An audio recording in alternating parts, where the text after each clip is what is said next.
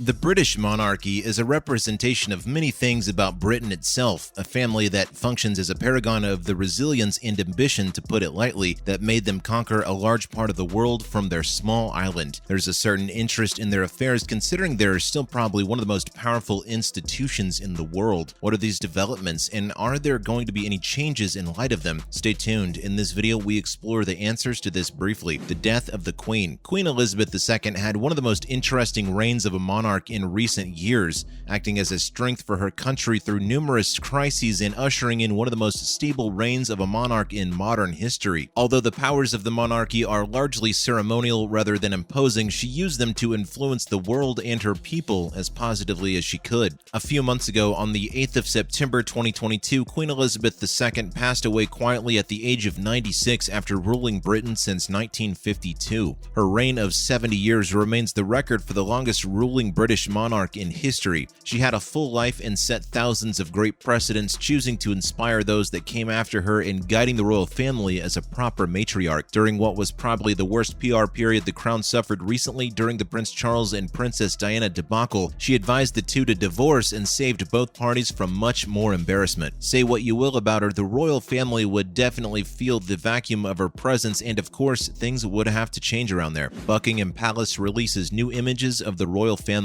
Of the biggest of these changes, the most important is the ascension of Prince Charles to the throne, a position I assume he'd rather give up in a heartbeat if it meant spending more time with his mother. And as he's been elevated from his former position, his first son, Prince William, and his wife Kate are now going to take up his old position and act officially as they are supposed to. Think in terms of Game of Thrones. The way the King of Westeros names their first son or daughter and heir to the throne Prince or Princess of Dragonstone is the same way the new King of Britain names their heir Prince of Wales. The term names their heir is semantics, really. The whole thing is already preordained and doesn't leave much room for change except if there is an abdication of sorts, like in the case of Prince Harry. With the new order comes new immortalizations. Buckingham Palace, the seat of the British crown, only just recently released a new photograph of the present royal family. In it, we have King Charles III and his wife, Queen Consort Camilla. We also have in it Prince and Princess of Wales, Prince Williams, and Princess Catherine. This is a new official photo and was taken just 10 days after the Queen passed, shortly before the funeral where they were to receive heads of state from all over the world. It was a show that the roles were being refilled and that order to the crown was being restored. An in-depth analysis of people in the picture. The prime personnel in the picture is King Charles of the House of Windsor, third of his name and King of the Andals and First Men. Just kidding. He's only the King of Britain. His Majesty was born in Buckingham Palace when his grandfather King George was still on the throne. 3 years later, his mother ascended to the throne and he became their heir apparent. He came into his title as the Prince of Wales in 1958, and his investiture, the formal ceremony in which his title was officially bestowed to him, was held in 1969. The king shone forth through charitable works and military services in his mother's name, and he was supposed soon after the public started to see him as a personality on his own. The king is an avid environmentalist and has supported many causes that people around the world have applauded him for. It's interesting to see how his reign on the throne would play out, considering he never had the popularity with the people his mother had. While Queen Elizabeth had her flaws, she was largely seen as a neutral character, and she was barely in any scandals that rocked the world or threatened the monarch. Charles, too, for the most part, has kept his slate clean, but the drama with his wife in the 90s, Princess Diana of blessed memory, forever seems to be the cloud that darkens his person. It was, after all, the biggest scandal in the history of the royal family in present times. We know there are worse things with other members, but you have to admit that none of those other scandals is in any way as controversial or draws as much passion from the public as that debacle. Regardless of this, though, King Charles seems to be up to the task. He's a 73-year-old man and he's been training for this all his life. The second person we would talk about is Queen Consort Camilla, Charles's wife and his paramour during his years of marriage with Diana. Like Charles, she had gained a certain notoriety for herself as she was his object of affection during his troubled years with Diana. After Diana passed on in 1996, Charles and the royal family accorded her the respect she was due. In 2005, Charles got engaged to Camilla and they tied the knot in a single wedding, after which their union was blessed by the Archbishop of Canterbury in St. George's Chapel in Windsor Castle. She has carried out her duties in an official capacity since she became the Duchess of Cornwall, and when Russia invaded Ukraine, she made a substantial donation to a refugee plan. She's a patron of many institutions and is passionate about certain charitable causes, the most prominent of which being osteoporosis research. Next on our list is the heir apparent Prince William, present Prince of Wales, and the oldest son of Prince William and Princess Diana. Like is expected of him, he holds the patronage of many charities and military organizations, and unlike his dad, the public seems to be slightly more favorable towards him. He's also very passionate about the environment and even launched a $50 million